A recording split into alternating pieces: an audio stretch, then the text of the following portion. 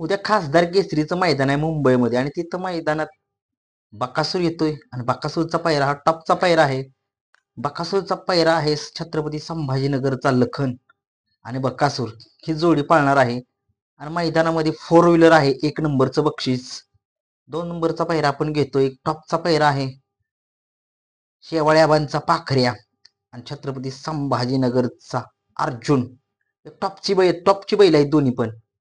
3 नंबरचा पायरा असू शकतो, आहेच 100% आहेच, छत्रपती संभाजीनगरचाच आहे. तो म्हणजे सगळ्यांचा बैल राजा आणि सम्राट. मुंबईमध्ये ही जोडी कमाल करेल का 3 फेऱ्यामध्ये? नक्कीच बघूया, उद्याच बघूया.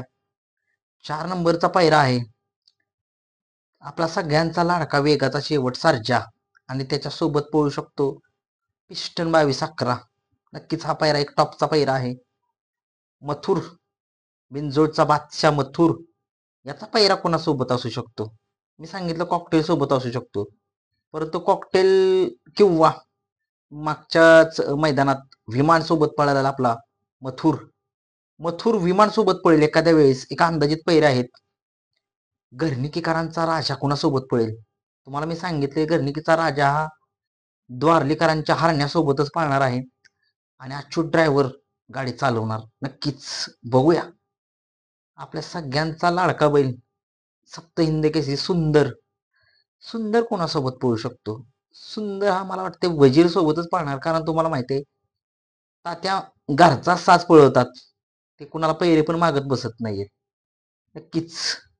राहिला म्हणजे आपला नाग्या, विठ्ठलांचा नाग्या आणि आता नवीन खरेदी तेजा. घरचाच साज पळू शकतो विठ्ठलांचा, कारण तुम्हाला माहिती आहे मोठं मैदान आहे आणि त्या मोठ्या मैदानात एक टॉपचेच पैरे पाहिजेत.